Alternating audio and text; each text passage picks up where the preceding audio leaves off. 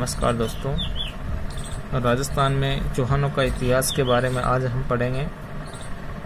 तो शाकंभरी का चौहान राज्य शाकंभरी सांबर या सांबर सपात लक्स नाम एक अति उक्ति लगता है।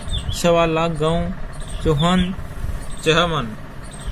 चौहान व गुइल राजस्थान के सबसे पुराने वंश व राज्य चौहानों का उद्गम शाकंभरी से हुआ।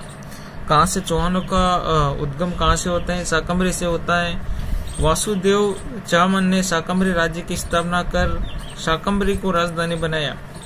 चौहान राज्य की स्थापना करते हैं वासुदेव चामन और वह शाकंभरी या सांबर को अपनी राजधानी बना लेते हैं।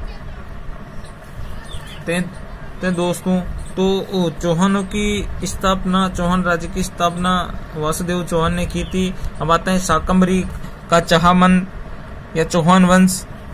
उनकी जानकारी के ऐतिहासिक स्रोत, अभिलेखीय स्रोत, उनकी जानकारी का जो स्रोत हैं उनमें पहले से अभिलेखीय स्रोत जो अभिलेख आते हैं। तो विग्रहराज तर्ते का अर्श अभिलेख है, ये जयपुर के पास से मिलता है। सोमेश्वर का जो बिजोले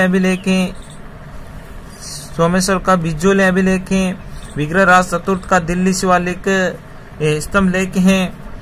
इन ऐतिहासिक स्रोतों से अभिलेखीय स्रोतों से हमें चौहान वंश की जानकारी मिलती है।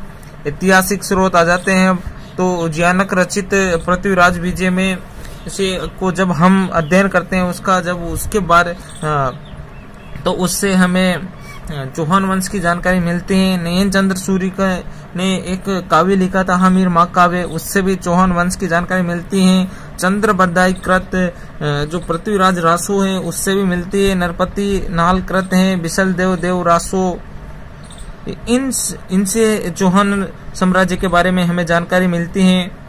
चौहानों का राजनीतिक इतिहास कैसा रहा उसके बारे में हम अब बात करते हैं। तो बात करें सिंह राज, ये चौहानों का राजनीतिक इतिहास की बात करें तो वासुदेव के बाद सिंह राज आते हैं।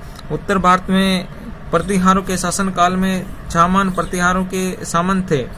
पहले क्या है, ये जो चौहान थे ये स्वतंत्र शासक नहीं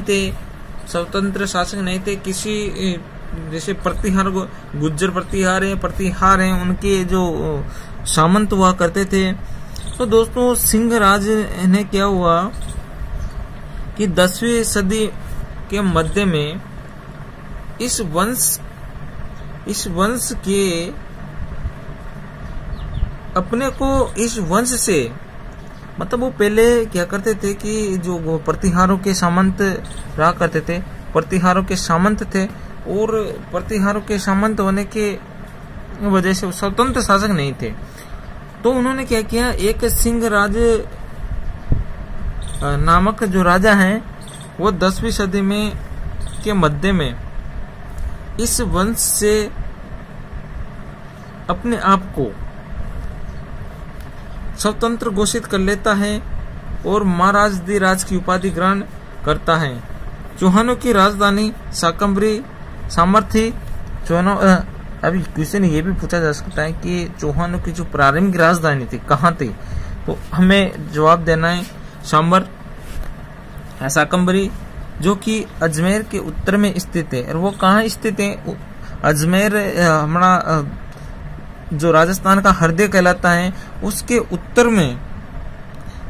उत्तर में शाकंभरी पड़ता है। दोस्तों, अब सिंह राज के बाद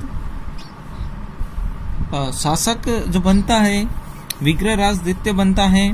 विग्रहराज द्वितीय के अर्श जो अभिलेख हैं उससे ज्ञात होता है कि उसने अपने वंश की राजलक्ष्मी का उद्धार किया।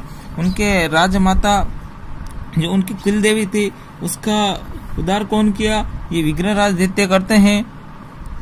पृथ्वीराज विजय वो प्रबंध चिंतामणि के अनुसार विग्रहराज ने गुजरात के चालुक्य नरेश मूलराज प्रथम को पराजित किया।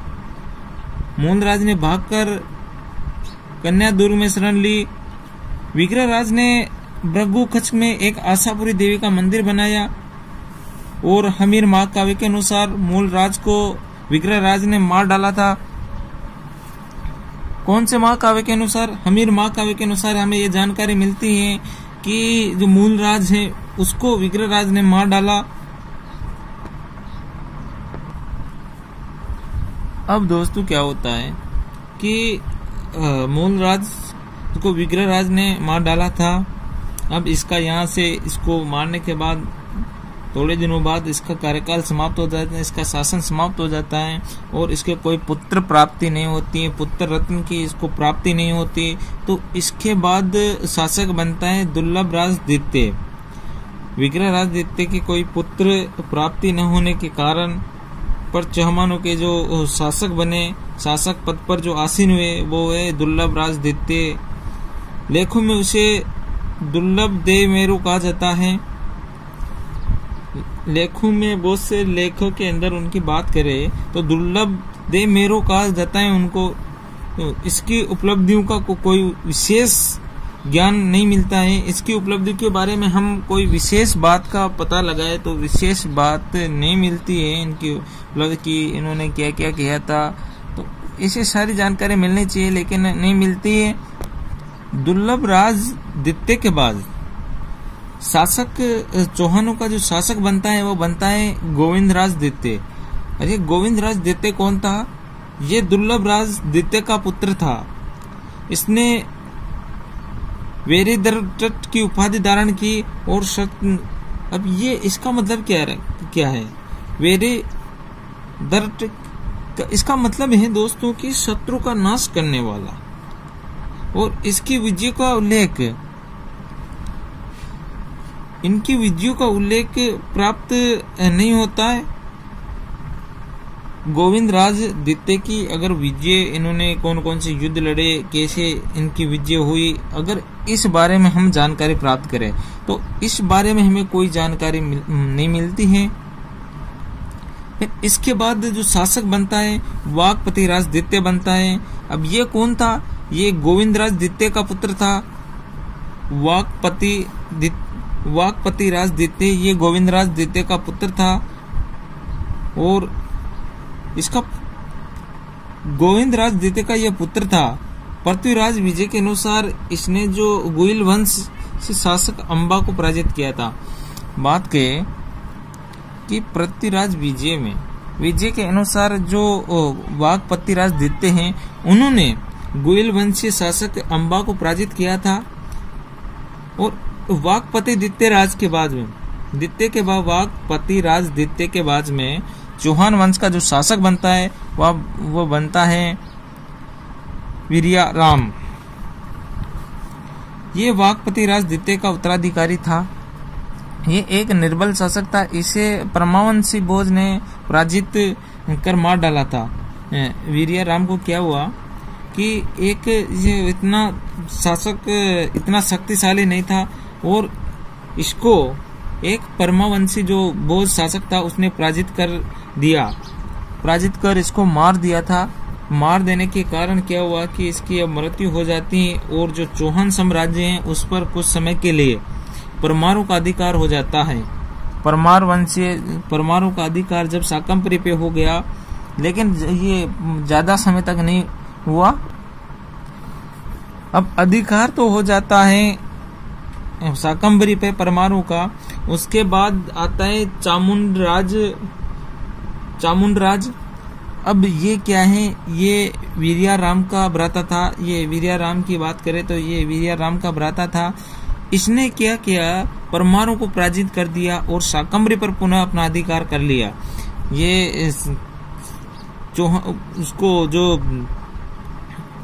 वीर्याराम को हराकर भोज शासक ने शाकंभरी पर अपना अधिकार परमार वंश ने अधिकार कर लिया था। उनको चामुंडराज पराजित कर देता है और शाकंभरी पर पुनः चौहान वंश की स्थापना कर देता है। इसके शासन काल में उत्तरी पश्चिमी भागों पर जो चामुंडराज थे उसके शासन काल में उत्तरी पश्चिमी जो भाग थे चौहान साम्राज्य के उन पर तुर्कों का आक्रमण प्रारंभ हो चुके थे। तुर्क यहाँ पे आ चुके थे। अब इनके चामुंडराज के बाद चौहान वंश का जो सम्राट बनता है, चौहान वंश की जो कमांड संभालता है वो संभालता है दुर्लभ राज तृतीय। ये कौन था, इसके बारे में हम पता करें कि ये चामुंड राज का पुत्र था और प्रबंध कोश के अनुसार इसे गुजरात के चालुक्य नरेश जो कर्ण है उसको पराजित किया था इसने। अब उसके बाद दुर्लभ राज तरते के बाद में चौहान वंश के कमान अगले शासक के रूप में आ जाते हैं विग्रह राज तरते के पास। इसके समय परमार व चामानों में मैत्री स्थापित हुई। किसके शासनकाल में? ये हुई विग्रह राज तरते के शासनकाल में। जो चौहान थे और परमार थे दोनों ने मित्रता कर ली। इन्होंने चामान साम्राज्य का विस्तार उत्तर पूर्व की ओर किया और विग्रह राज तरते ने जो चहमान है इनके साम्राज्य का विस्तार करना प्रारंभ कर दिया। और किस दिशा में?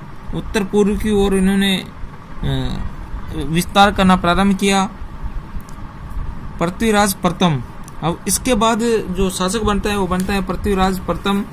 ये विग्रह राज का पुत्र था। ये कौन था? ये विग्रह राज का पुत्र था और इसने परम बट्टारक महाराजाधिराज परमेश्वर की उपाधि धारण की। पृथ्वीराज विजय के अनुसार इसने चाणक्यों को पराजित किया। जैन स्रोतों के अनुसार बात करें तो इसका जो रणथंभौर पर अधिकार था जहां उन्होंने जैन मंदिरों पर स्वर्ण कलश चढ़ाए। अलग अलग स्रोतों से इनके बारे में अलग अलग जानकारी मिलती है। तो राजशेखर का प्रबंध कोश इसे तुर्क सेना का विजेता बताता है। तो अलग अलग